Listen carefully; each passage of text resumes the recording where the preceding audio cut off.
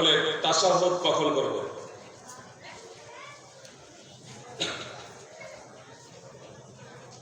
এবং কিভাবে করব? একবার মানে ইনার প্রশ্নটা যারা বুঝতে পারছেন, প্রশ্নটা স্পষ্ট করেননি। মানে কোনো ব্যক্তি পরে এলেন, কোনো ব্যক্তি পরে এলেন, যিনি প্রশ্ন করেছেন তার এটা উদ্দেশ্য কিনা, মানে প্রশ্নটা একেবারে স্পষ্ট নয়। তাশাহুদ কিভাবে করব, কখন করব? প্রশ্নটা করেছে যে পরে আসলে এটা ছুটে যায়, এই যে প্রথম রাকাত, মানে বলছে যে রুকু বা সাজদা ছুটে গেলে পুরো রাকাতটা ছুটে যায়, তাহলে তাশাহুদ কখন করব? একটু বিস্তারিত জানাবেন এটা। অতটুকু তো বুঝেছি, প্রশ্নটা এখনো আমি বিষয়টা স্পষ্ট করে দিচ্ছি, বুঝতে পেরেছেন? মানে ইনি বলতে চেয়েছেন তাশাহুদ কখন বলতে, মানে তাশাহুদ এটা 3 বার করতে হবে, 3 বার করে যাবেন, বুঝতে পেরেছেন? কখনো কখনো আবার 4 বার তাশাহুদ হয়, 3 রাকাতে 4 বার তাশাহুদ। বিস্তারিত বলছি না, প্রশ্নের শুধু জবাব দিচ্ছি। মানে ইনি বলতে চাচ্ছেন যে আমার যখন ইমামের সাথে আমি নামাজ পড়ছি, তো ইমাম যখন সালামের বৈঠকে বসে আছে, মানে শেষ তাশাহুদে বৈঠকে আছে, সেটা প্রথম 2 রাকাতও হতে পারে, প্রথম 2 রাকাতও হতে পারে, যেমন জুমা বা ফজর, বাস মাগরিবের 3 রাকাতের শেষ রাকাতও হতে পারে, বা এশার জোহর আসরের শেষ রাকাতও হতে পারে। তাহলে ইমাম তাশাহুদের বৈঠকে বসেছেন, আর আমার তখন 3 রাকাত হয়েছে। যদি 4 রাকাত বিশিষ্ট ছিল, যদি 2 রাকাত বিশিষ্ট ছিল তাহলে 1 রাকাত হয়েছে, যদি 3 রাকাত বিশিষ্ট ছিল তাহলে 2 রাকাত হয়েছে। মানে আমার এখনো পূর্ণ হয় নাই, 1 রাকাত ঘাটতি আছে। তো ইমাম তো আত্তাহিয়াত পড়বেন, দরুদ পড়বেন, তারপরে দুআয়ে মাসুরা পড়বেন। তো আমাকেও কি সেগুলো পড়তে হবে? আর আমি যদি সেগুলো পড়ে নিই, তো ওই যে আবার 4র্থ রাকাত পড়বো, তখন কি শুধু সাধারণভাবে সালাম ফেরাবো না পূর্ণ পড়বো? প্রশ্নটা এমন হওয়া কর্তব্য। ইন্নামা জুইলাল ইমামু লিয়ুতাম্মা বিহি, নবী সাল্লাল্লাহু আলাইহি ওয়াসাল্লাম বলেছেন ইমাম নিযুক্ত করা হয় এজন্যই যে তার অনুসরণ করতে হবে, তার আনুগত্য করতে হবে। বুখারী মুসলিমের হাদিস, বুঝতে পেরেছেন? এজন্য ইমাম যদি সাজদায় থাকে বা তাশাহুদের বৈঠকে থাকে, ইমাম যে অবস্থায় থাকবে, দাঁড়িয়ে দাঁড়িয়ে প্রথমে আল্লাহু আকবার, রুকুতে থাকলে রুকুতে, সাজদায় থাকলে সাজদায়, যে অবস্থায় ইমাম থাকবে প্রথমে দাঁড়িয়ে দাঁড়িয়ে আল্লাহু আকবার, বুঝতে পেরেছেন? পূর্ণ সোজা হয়ে ঝুঁকে গিয়ে আল্লাহু আকবার বলবেন না, তো নামাজ বাতিল, এটা রুকন তাকবীরে তাহরিম। তো দাঁড়িয়ে দাঁড়িয়ে আমাদের আল্লাহু আকবার বলতে হবে, বুঝতে পেরেছেন? তারপরে রুকুতে যাওয়ার জন্য আপনি আল্লাহু আকবার বলেন, সাজদায় আছে সাজদায় যাওয়ার জন্য আল্লাহু আকবার বলেন, তাশাহুদে আছে তাশাহুদে যাওয়ার জন্য আপনি আল্লাহু আকবার বলে চলে যাবেন, বুঝতে পেরেছেন? বুঝতে পেরেছেন? যদি দ্বিতীয়বার দেন তাহলে জায়েজ মুস্তাহাব, আর যদি মনে করেন প্রথম তাকবীরে চলে যাবেন তবুও সেটা জায়েজ, কিন্তু দাঁড়িয়ে দাঁড়িয়ে আল্লাহু আকবারটা কমপ্লিট করতে হবে, বুঝতে পেরেছেন? এবার প্রশ্ন আসি, 1 রাকাত ছুটে গিয়েছে, তো ইনি তাশাহুদের বৈঠকে ইমাম সাহেবের সাথে যখন ইনার পূর্ণ এখনো 1 রাকাত বাকি আছে, তো ইমামের সাথে তাশাহুদ কি পূর্ণ পড়বেন? মানে আত্তাহিয়াত এবং দরুদ পড়ার পরে দুআয়ে মাসুরাগুলো পড়বেন, না আত্তাহিয়াত পড়েই বসে থাকবেন বা আত্তাহিয়াত দরুদ পড়েই বসে থাকবেন? পূর্ণ পড়বেন, বুঝতে পেরেছেন? আত্তাহিয়াত, দরুদ এবং দুআয়ে মাসুরা যা কিছু আছে সবই পড়বেন। তারপরে ইমামের সালাম ফিরানোর পরে 1 রাকাত যে ছুটেছিল, সেই 1 রাকাত আদায় করার পরে আবার আত্তাহিয়াত অর্থাৎ তাশাহুদ, আত্তাহিয়াত, দরুদ, আল্লাহুম্মা সাল্লি আলা, তারপরে দুআয়ে মাসুরা, আল্লাহুম্মা ইন্নী আউযু বিকা মিন আযাবিল কবর, এসব দোয়া, আল্লাহুম্মা ইন্নী যালামতু নাফসি যুলমান কাসীরা, এসব দোয়া আপনাকে ধারাবাহিকভাবে দুআয়ে মাসুরা যেগুলো আছে এগুলো আপনি পাঠ করবেন যতটা পারবেন, বুঝতে পেরেছেন? মানে পুরোটাই পড়তে হবে। ইমামের সাথে পড়ে নিয়েছেন বলার পরেরটা পড়তে হবে না এমনটি না। ইমামের সাথে পড়েছেন ইমামের অনুকরণের কারণে, সেটা আপনার পড়ার স্থান ছিল না, বুঝতে পেরেছেন? কিন্তু আপনি পড়ছেন ইমামের অনুকরণের কারণে, ইমামের অনুকরণের কারণে আপনাকে সেটা পড়তে হচ্ছে। এবার আপনারটা আপনাকে পড়তে হবে। সুপ্রিয় ভাই বোন, কথা শেষ করছি। এ কথা বলে যে কথাগুলো শুনলেন আমল করার চেষ্টা করবেন। আল্লাহ তাআলা সর্বপ্রথম আমাকে আমল করার তৌফিক দান করেন এবং সাথে সাথে আপনাদেরও আমল করার তৌফিক দান করেন। আল্লাহ তাআলার অনুগ্রহ ছাড়া, তৌফিক ছাড়া এটা সম্ভব নয়। এজন্য আল্লাহ তাআলার কাছে সদা সর্বদা ইস্তেগফার করবেন, তৌফিক কামনা করবেন। নিজেরা শিখুন, ইসলামকে বুঝুন এবং ছেলে মেয়েকে ইসলাম শিক্ষা দেওয়ার জন্য সার্বিক প্রচেষ্টা করুন। আলহামদুলিল্লাহ, এই মাটিয়ারি গ্রামের মতো একটা গ্রামে যে একটা ইসলামী শিক্ষার বীজ বপন করা হয়েছে এবং তা গড়ে উঠেছে, এখান থেকে ছাত্র ফারেক হচ্ছে মাশাআল্লাহ, এই হাফেজ হচ্ছে মাশাআল্লাহ।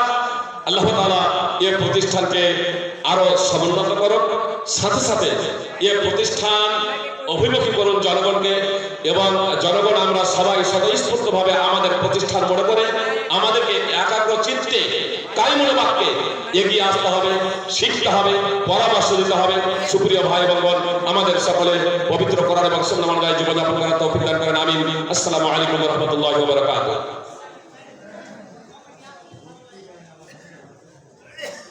জাযাকাল্লাহু খায়রান ওয়া আহসানাল জাযা।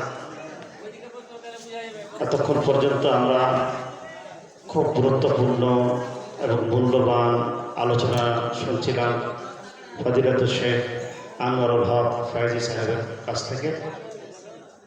এখন আমাদের বক্তা উপস্থিত হয়ে গেছেন স্টেজে আর কি।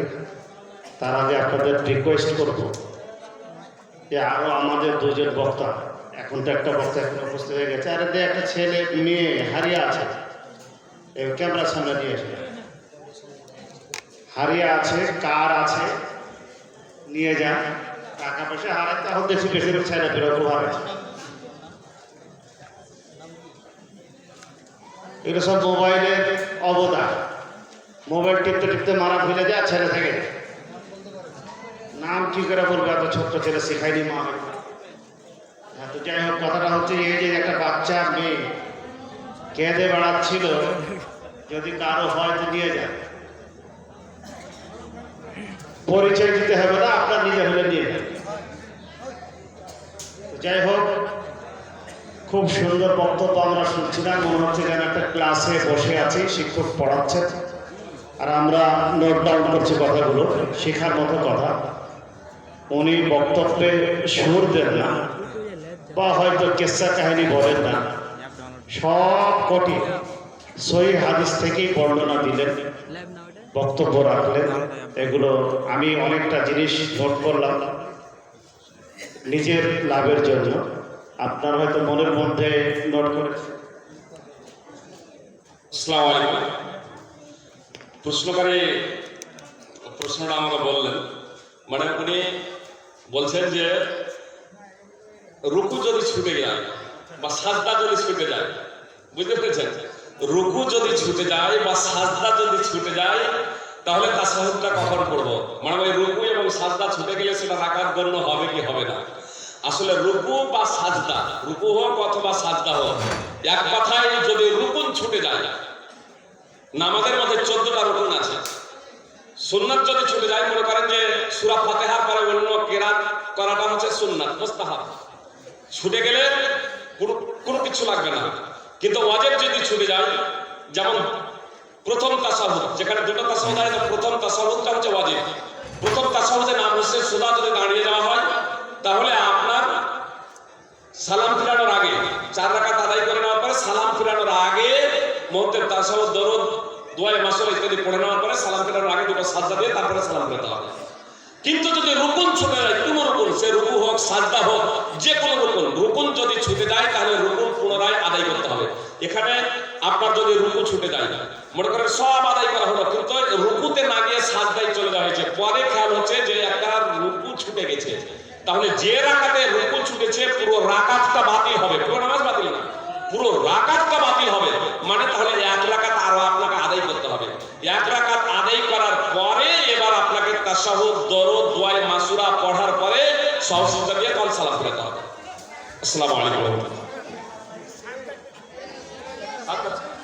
একটা সাজদা, দুটোই সাজদা হচ্ছে রুকুন, এজন্য একটা সাজদা ছুটলো, আবার 1 রাকাত আদায় করার পরে আপনার এই করতে হবে। 1 রাকাত আদায় করার পরে আমরা কোনোদিন বিলনগড়ে হয়তো এই সংগঠনের পক্ষ থেকে একটা সভা করব, মৌলানাকে আমরা মানে দাওয়াত দেবো আর কি, প্রশ্নোত্তরের জন্য আমরা দাওয়াত দেবো। উনি আসবেন, আর যত প্রশ্ন আছে প্রশ্ন লিখে রাখবেন, আমরা ইনশাআল্লাহ উত্তর মৌলানার কাছ থেকে নিয়ে দেবো। আজকে শুধু বক্তব্যের পালা ছিল বলে প্রশ্ন উত্তর পর্বটা হলো না, আগামীতে ইনশাআল্লাহ একটা প্রশ্ন উত্তর পর্বে রেখে দেওয়া হবে। ইনি শুধু প্রশ্নের উত্তর দেওয়ার জন্যই বসে থাকে, বক্তব্য কম দেয়, প্রশ্ন উত্তর মানে প্রশ্নের উত্তর দেওয়ার জন্যই বসে থাকে। তো যাই হোক, আজকে আমরা শুধু বক্তব্য দেওয়া না, আমরা মিলনগড়ে একটা সভা করবো আহলে হাদিস জামাতে আহলে হাদিসের পক্ষ থেকে, আমাদের এই জামাতে জড়িত। উনি আসবেন, যত প্রশ্ন আছে আপনাদের কাছে প্রশ্ন করবেন। এখন আমাদের মাঝে ডেকে নেব মৌলানা শাহাবুদ্দিন সালাফি, ফজিলাতুল শেখ মৌলানা শাহাবুদ্দিন সালাফি সাহেব বীরভূম। শেখ চলে আসবেন।